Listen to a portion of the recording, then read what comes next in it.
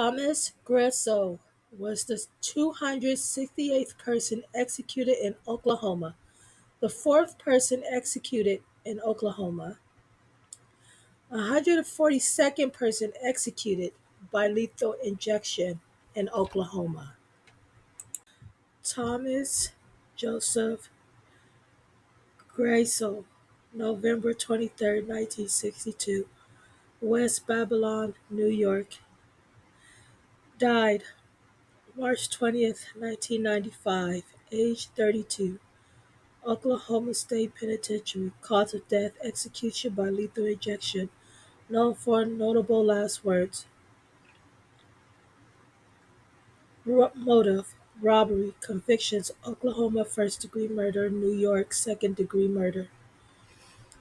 Criminal penalty, Oklahoma, death, New York 20 years to life. Victims, Hilda Johnson, age 87, Oklahoma. Lisa Holtz, age 80, New York.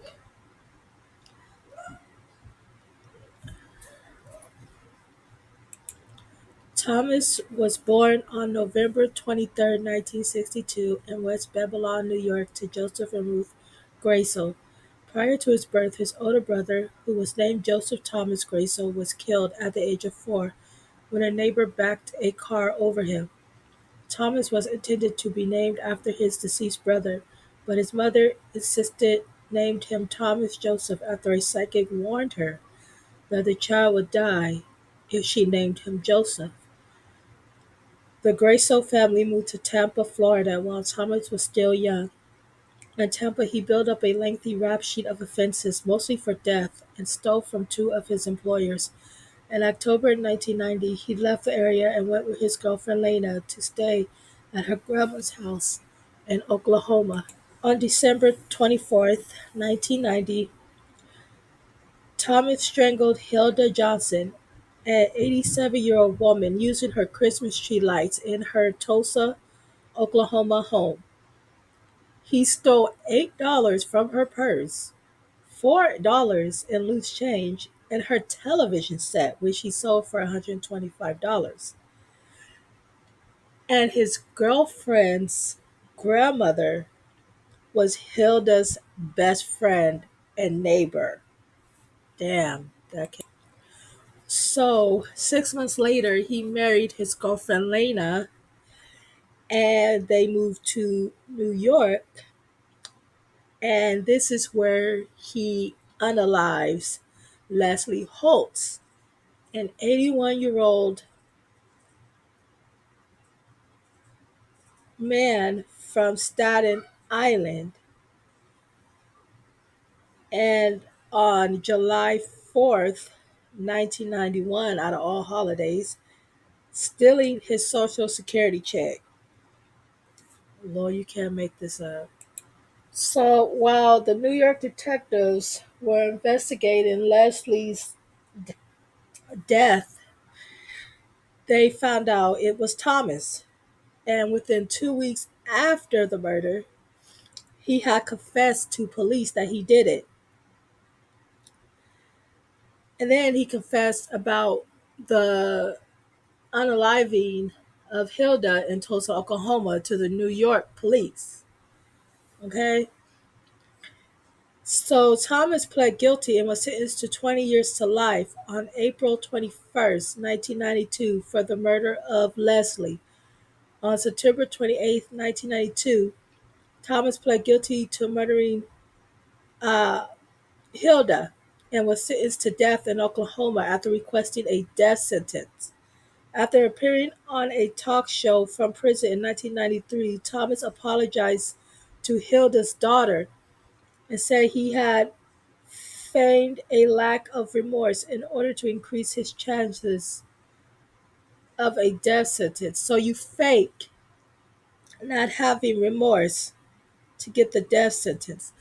Man, this mother is so unlucky. No matter how you framed his name. Oh man, this is crazy. So Thomas' case became an issue because I guess the governors couldn't come to like a conclusion. So basically, the governor of Oklahoma at the time said they will meet uh, New York correctional officers at the airport in Buffalo to transport him to Oklahoma. So the prison officials escorted him on a commercial flight to Tulsa, Viva Atlanta, Georgia, and then put him on a prison van in McAllister on January 11th, 1995. Thomas spent his last days on the normal prison schedule, confined to 23 hours a day to his 4 by 18-foot cell in his prison's death row H unit, which he shared with 49 other condemned men. He was allowed 1 hour's exercise per day and 3 showers a week. On the day before his execution, Thomas released four statements to the press. The first at 3 o'clock p.m. read, "What we call the beginning is often the end, and to make an end is to make a beginning. The end is where we start from." I guess. The second statement was released at 8:25 p.m.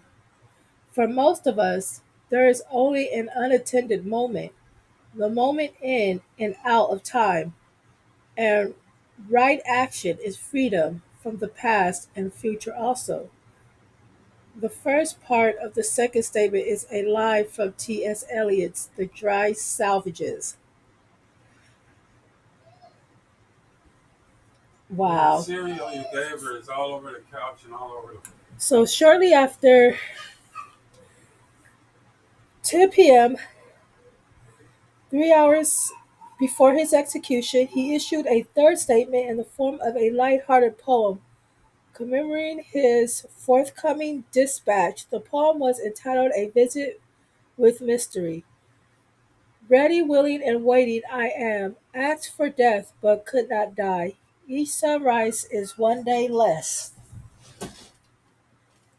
I'll endure this horrible mess. When the last sun does sink, Mr. E will serve a goodbye drink. On the day our paths do cross, it won't take much to see you through. Just a little toxic brew.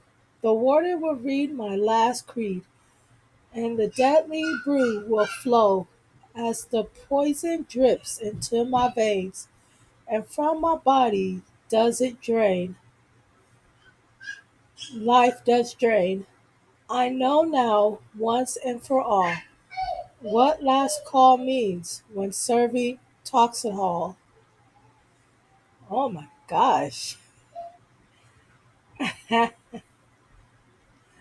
so,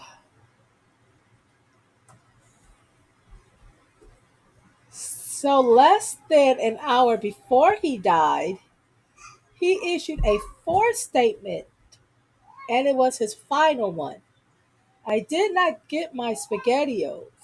I got spaghetti. I want the press to know this.